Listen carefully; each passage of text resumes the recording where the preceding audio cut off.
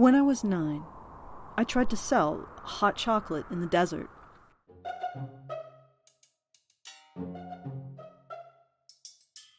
I really liked hot chocolate, and I thought because I liked it, of course other people would like it.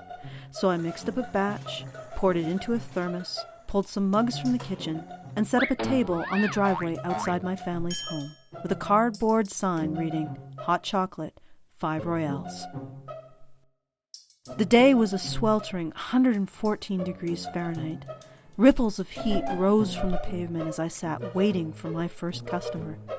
I waited a long time.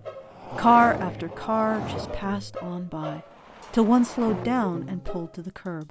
The driver rolled down the window, and I thought, "Yay! Here comes my first customer!" Instead of getting out of the car, the driver laughed and shouted, "You stupid kid!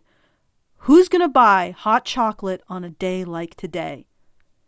He drove off, and out of spite, I kept my stand up. When evening came and I still had no customers, I gave up. I packed away my hot chocolate stand and never set it up again. For a long time, I chalked the whole thing up to me being a stupid kid. It was a stupid idea, wasn't it?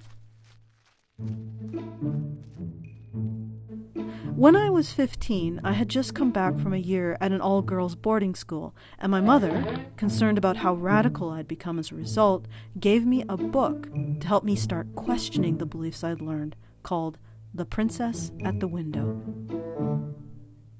It was my first exposure to men's issues, and that was it. I was hooked. Sometimes you don't know why something draws you in. It just does. So when I was 16, I applied for an early access library card from my local university to find out more.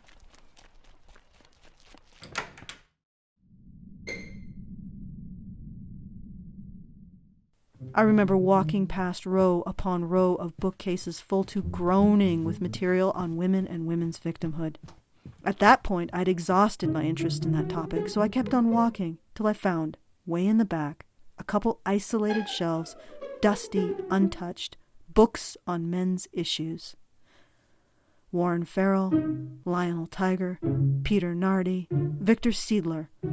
There were no classes or seminars on these topics. No one lectured on them or studied them. When I looked at the return date cards taped to the insides of their covers, I noticed that these books were checked out once a year, if not once a decade. It may have been another stupid idea, but in a way it was my secret door to a secret world, a place I'd found when everyone was pointing the other way. Speaking of pointing the other way, remember that whole idea of drinking hot chocolate in the desert? Years after I created my hot chocolate stand, my failed hot chocolate stand, I found out that hot drinks have an interesting property. They flush the heat out of your core and make you sweat. Which means that after you drink something hot, you cool down. Surprising, huh? Because what I did wasn't so strange after all, even though drinking hot drinks in a desert makes about as much sense as advocating for men's rights in a patriarchy. Sometimes you need to look deeper. Uncommon knowledge doesn't come from common places. What's obvious isn't always what's right. And the places we refuse to look hold secrets. Men's issues is a blind spot, a big one with a lot of secrets. We here at Honey Badger Radio, we've been mocked by the media, lied about by academia, ignored by the government, evicted from events we've paid to attend, had bomb threats called on our meetups. We've been laughed at, called vapid handmaidens of the patriarchy. And after all that, I've been told what I do is the easy road. And it is the easy road. Because the alternative is to sell something I don't believe in.